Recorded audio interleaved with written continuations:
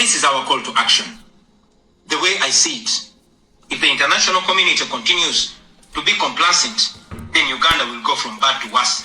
Museveni. Wumva ni Bobi Wine cyangwa se Cyagulanyi, uyu wahoze aniyamamaza ku kuba perezida w'iki gihugu cya Uganda, arimo araganira, ari gutanga speech, ari gutanga imbwirwaruhame yagejejwe ku bari bitabiriye inama iyo bita Geneva Summit yabereye i Geneva mu Busuwisi, inama yigaga ku bijyanye n'uburenganzira bwa muntu ndetse na demokarasi muri mwaka wa 2026. yahawe umwanya avuga atariyo uko amaze igihe yihishe, ariko yatanze imbwirwaruhame irimo amagambo ateye ubwoba. Ndavuga ngo amagambo ateye ubwoba kubera ko ibyo yavugiyemo wabyumva, abwo bari muri Uganda nimwe muza kutubwira niba ibyo bintu koko yavuze bihari, ariko wabyumva ahita yumva ko mu gihugu cya Uganda ibintu byacitse byayobye. Reka rero tumwumve, aravuga mu cyongereza, ndagenda mbashyira mu kinyarwanda, ndamureka avuge ngende nkora nka summary, abumva icyongereza namwe nkura mwabyumvise, abatacyumva namwe ndabashyira mu kinyarwanda kugira ngo twumve Bobi Wine uko ibintu bimeze. Reka dutangire twumve.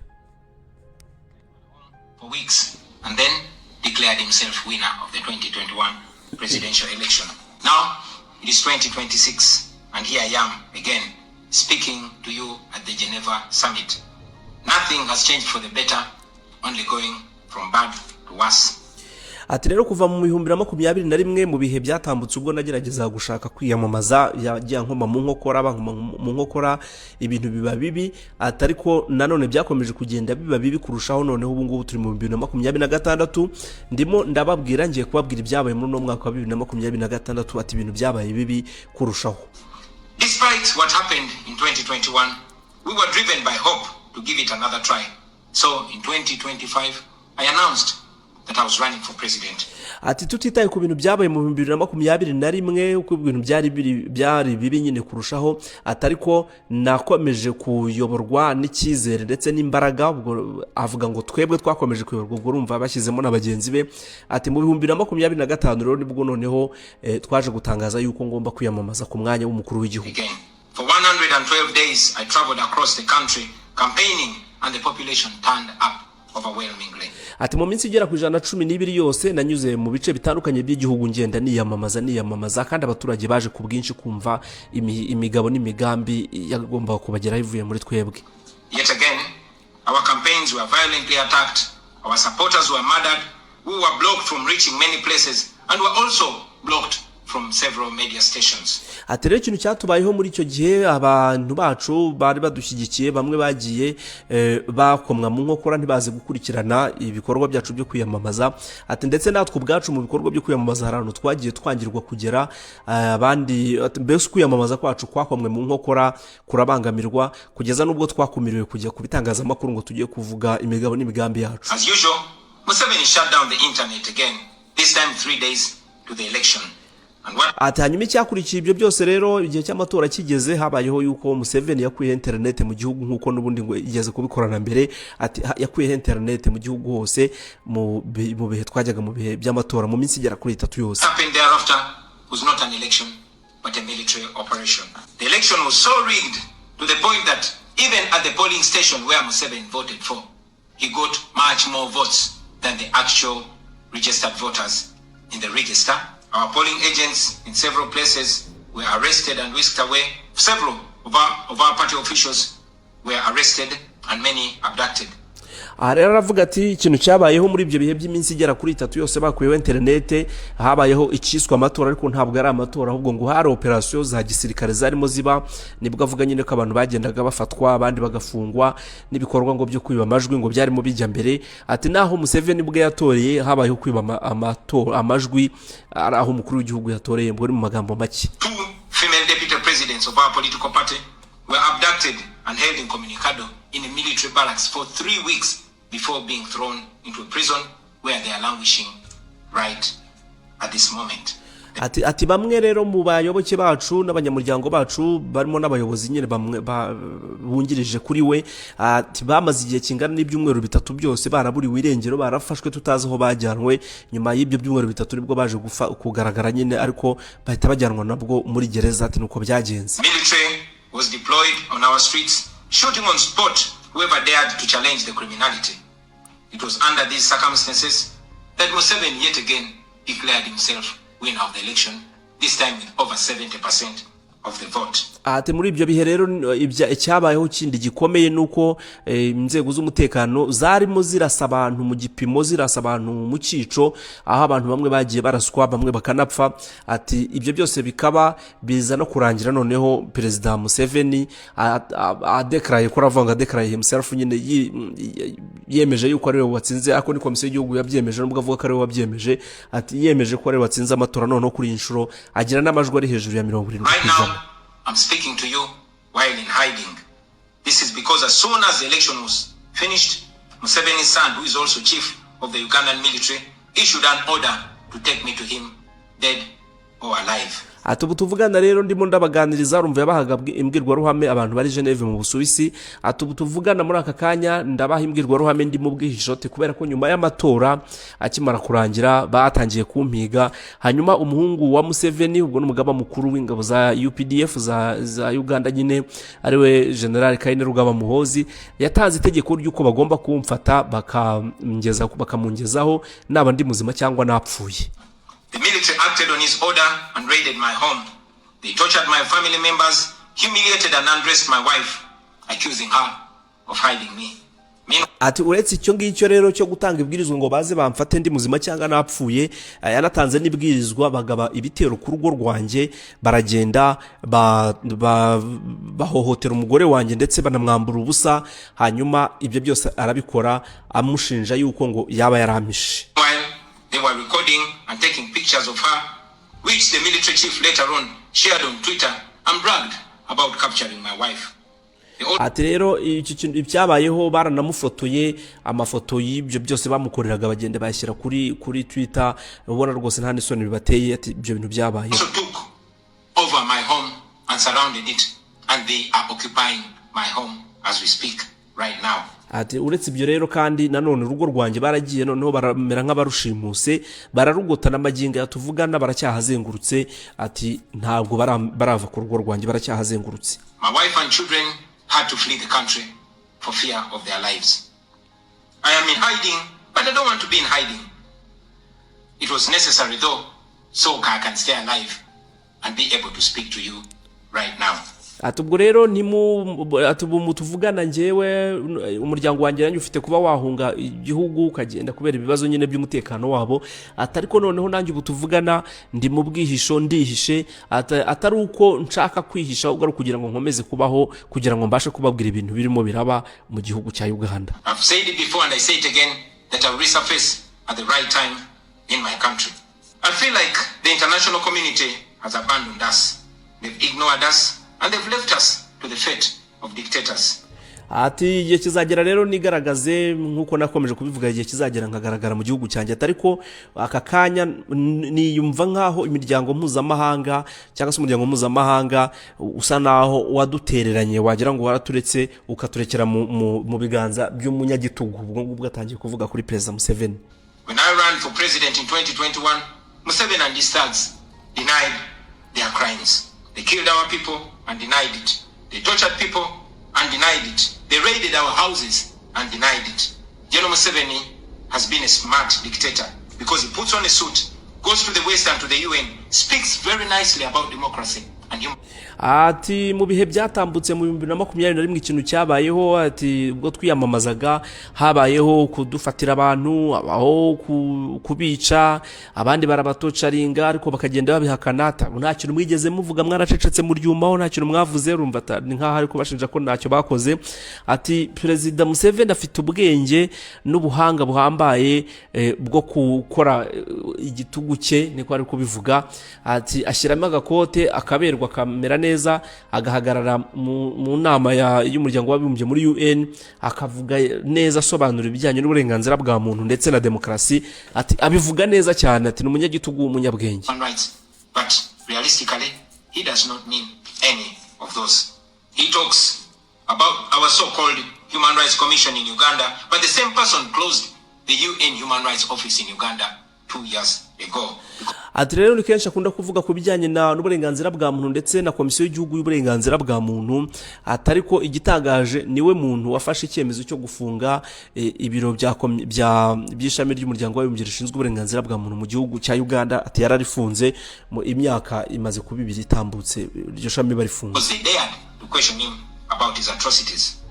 Now that is how he has been able to maintain a facade of democracy for 40 years and counting. But now Museveni is 83 years old, and his 51-year-old son, Muhoozi commands our military, the Uganda People's Defense Forces, more like Uganda's defense against its own people.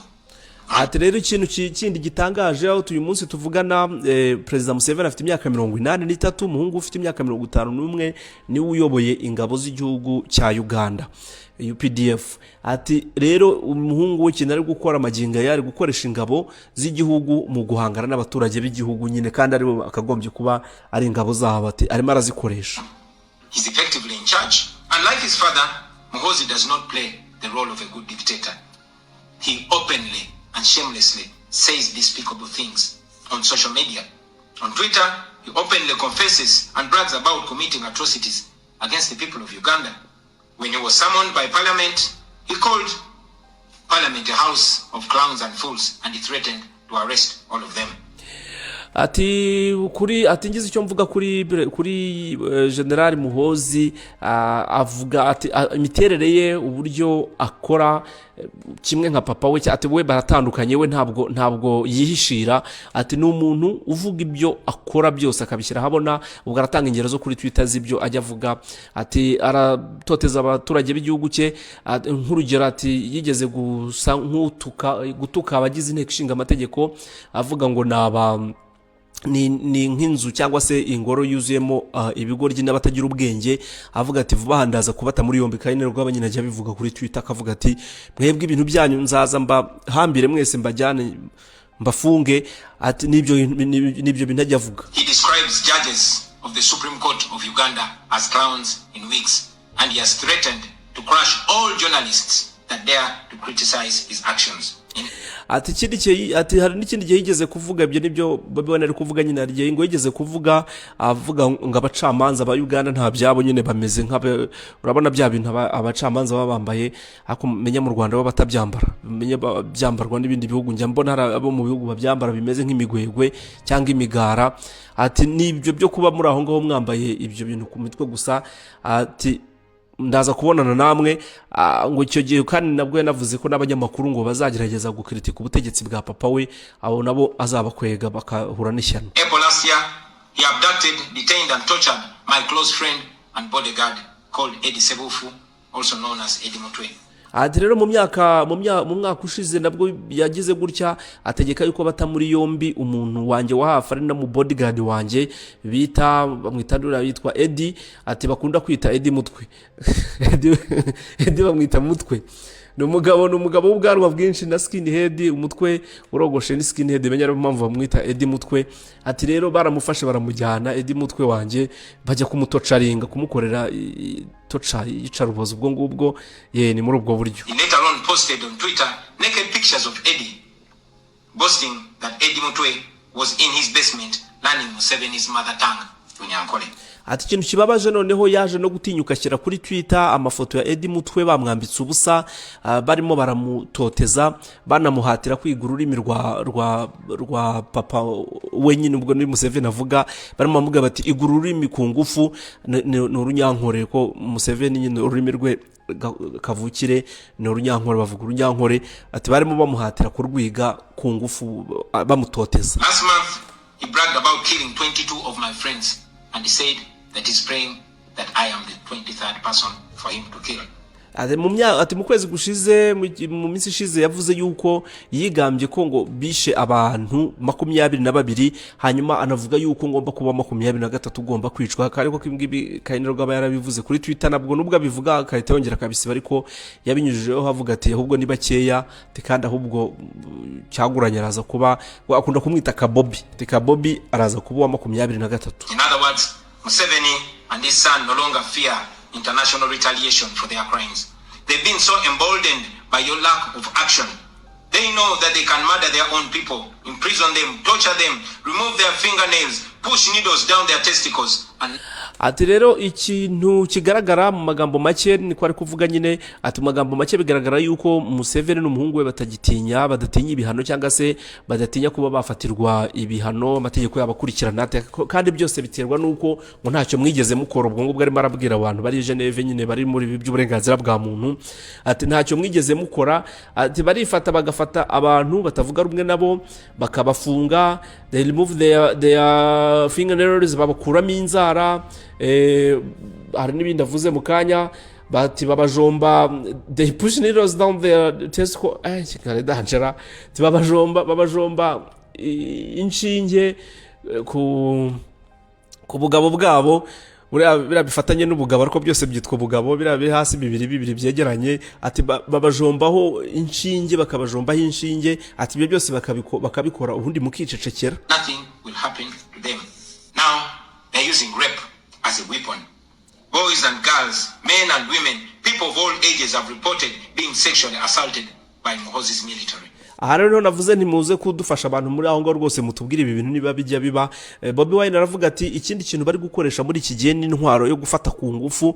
Ati abahungu n'abakobwa bose batawe muri yombi, aragenda akabagabiza igisirikare cya UPDF, igisirikare cy'igihugu, bagatangira kubafata ku ngufu baba abakobwa n'abahungu. Ati ibyo bintu bibaho, niko Bobi Wine arimo aravuga. And it's not rare. The majority of the people that they capture and unlawfully imprison have reported being raped, whether men or women. Ati kandi nta nubwo ari ubungubu gusa, ahubwo byagiye bigaragara yuko abantu bagiye bafatwa mu buryo kandi nabwo ngo butemewe n'amategeko. Hafi ya bose byagaragaye yuko bagiye bakorerwa icyo kintu cyo gufatwa ku ngufu, kandi bakabikorerwa n'abasirikare baba abagore n'abahungu n'abakobwa, ngo bose bagiye bafatwa ku ngufu. It is no longer possible, ladies and gentlemen, for the international community to deny Museveni's violence and atrocities. It's all over social media, and today I am talking about it to you. Ataho bigeze rero ntabwo bikiri ibintu byo gushidikanywa no guhakana yuko ibikorwa nk'ibi ngibi byo guhonyura uburenganzira bwa muntu bikorwa n'ubutegetsi bwa Museveni na ubwe n'abantu be. Ntabwo ari ibintu byo guhakana kuko ngo bimaze kujya nahabona, biri no ku mbuga nkoranyambaga nabo bwabo barabyitangariza. Tubu rero nibyo nimo ndababwira. Now this is our call to action.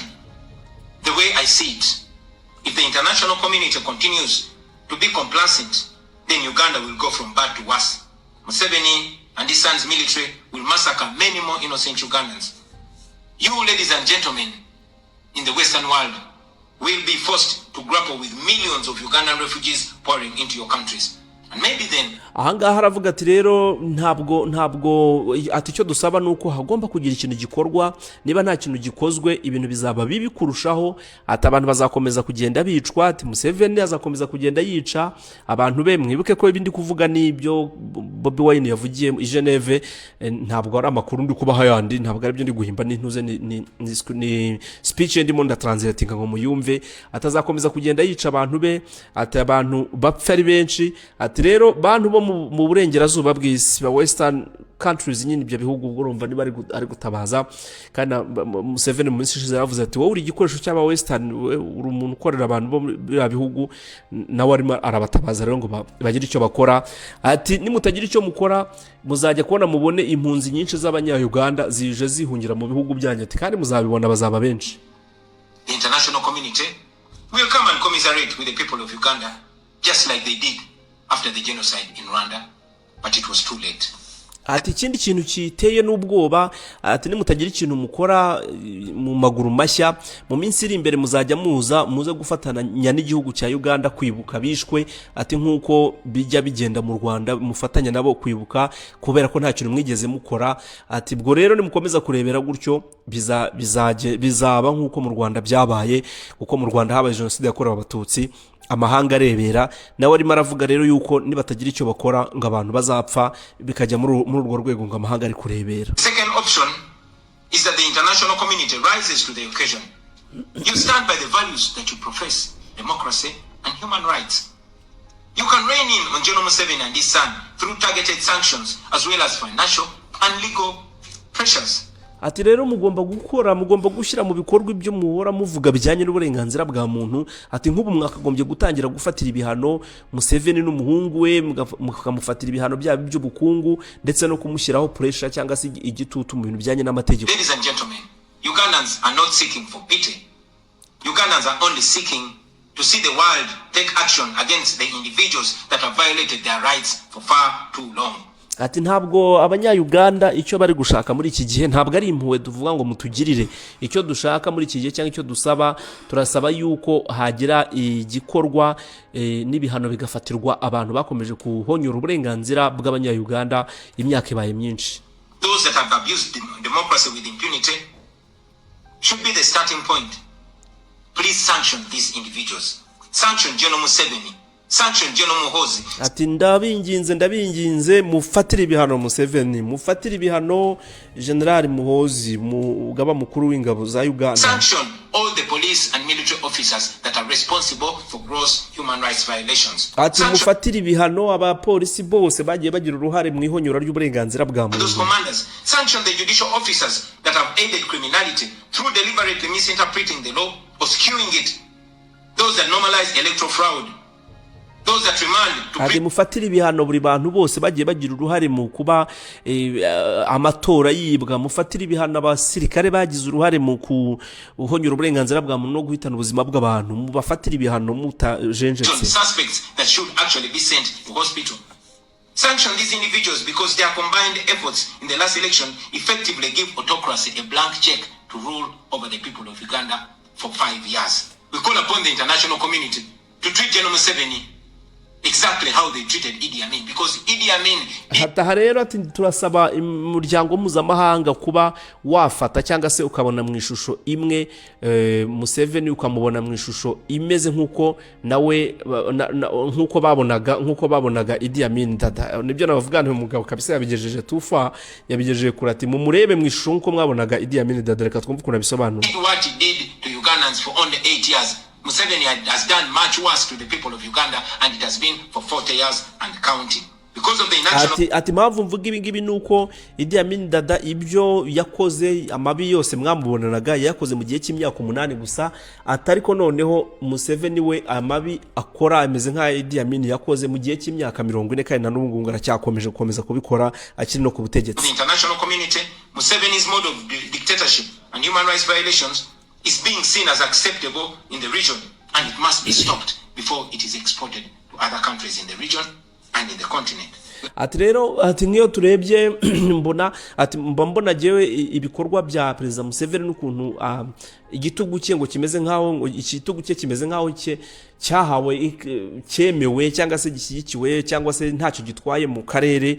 Ati rero mukumire kugira ngo uburyo bw'igitugu cye butazavaho bukwirakwira mu karere kose, ugasanga abantu bahindutse nkawe mu karere kose. Ask the international community not to recognize Museveni's regime because it is not legitimate. Ati ndasaba umuryango mpuzamahanga kuba batafata mutaha agaciro ubutegetsi bwa Museveni kuko ntabwo ari ubutegetsi bwemewe, ntabwo buri legitime, ntabwo bwemewe. Please terminate any forms of cooperation with this government because he is not legitimate. On our end, as the people of Uganda, we are committed to non-violent means of changing our country, non-violent means of putting an end to this 40-year-old dictatorship. Ati ndabasaba yuko rero mwahagarika imikoranire yose mwagiranaga n'ubutegetsi bwa Museveni mukabuhagarika mugahagarika imikoranire yose cooperation mwe mufitanye. Ati natwe abaturage ba Uganda turabasezeranye yuko tugiye gukora ibishoboka byose tukareba ukuntu twashyira iherezo ku butegetsi bumaze imyaka 40 tukabukuraho.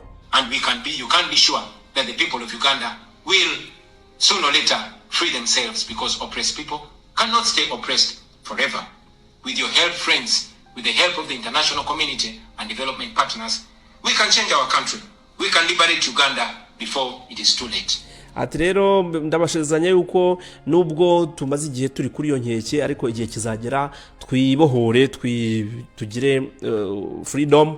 Ati icyo gihe kizagera. Ati ndabasezeranya ko ibyo bizagera. Ati bafatanye bikorwa abantu dufatanya mwese ba partners b'ingeri zitandukanye, rwose mukomeze mubane natwe muri ubwo buryo tubohore igihugu cya Uganda. Thank you for listening to me, for God and my country. Uwo ni Robert Kyagulanyi. Bobi Wine yavugiraga cyangwa se yatangaga imbwirwaruhame ayigeza ku bantu bitabiriye inama yabereye muri nabayikira ko numva umugoro no byakomeye. Inama yabereye Geneve mu Busuwisi iyo bita Geneva Summit for Human Rights and Democracy 2026 2026 nibwo yabaye iyi nama. Rero ngayo nguko ibi bintu rero natangiye mbabwira n'abantu muri Uganda mutubwire nyine ibintu byo kuri internet turabyumva tukavuga ati aho ntibyacitsera aho ntibyakomeye ibintu uyu mugabo avuze koko birimo birabaho mu gihugu cyanyu mubayeho muri ubu buzima. Abantu mufite abantu bari hariya mutubwire mujye muganira nabo abanya-Uganda nuko babayeho cyangwa iyi ni imvugo y'umuntu ushaka ubutegetsi. Mutubwire uko mubyumva nuko mubizi. Mugira ibihe byiza. Ni Beko of Hope Magazine TV. Nitwiringe Imana Patience. Turakomeza tubane mu masaha akomeza za mu biganiro bitandukanye. Mugira ibihe byiza.